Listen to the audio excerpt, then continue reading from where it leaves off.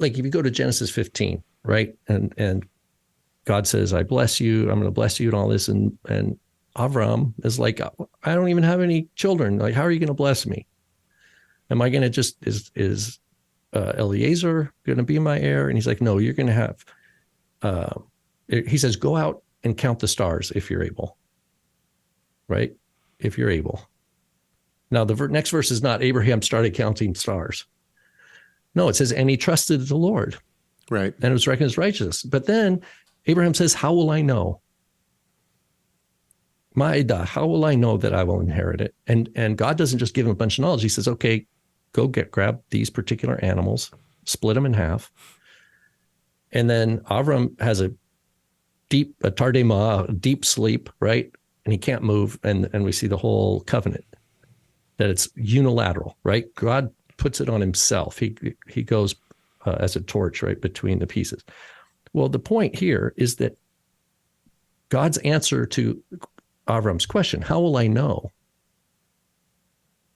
was not like the way we teach, like, how do I know what day the Declaration of Independence was signed and who was there? It's not a modern kind of concept of information.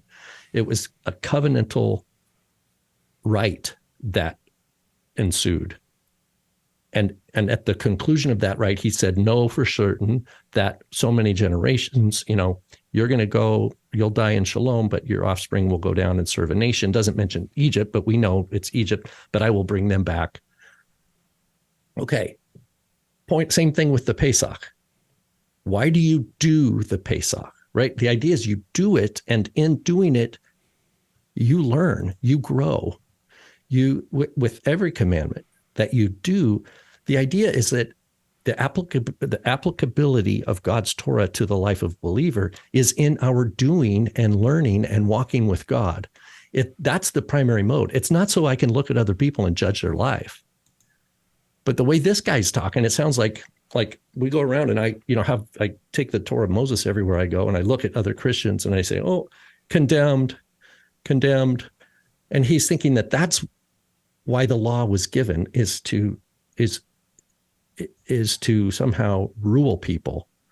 And that's not the primary purpose of the Torah. The purpose of the Torah is the revelation of God's holiness, and the specifics that we need to know about the covenant that he has made.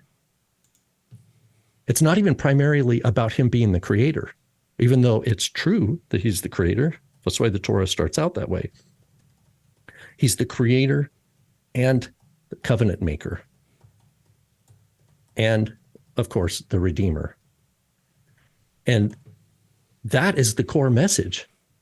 To relegate those core foundational pieces to what it means to belong to Messiah has no meaning if that is, that's just like every other ancient Near Eastern law. It was specific to a certain people, certain place. Wow, it's wrong-headed. Thank you so much for watching this video. Tell us your thoughts on this subject by leaving a comment in the comment section. Make sure you like, share, subscribe, and enable those notifications. And we'll see you in the next video.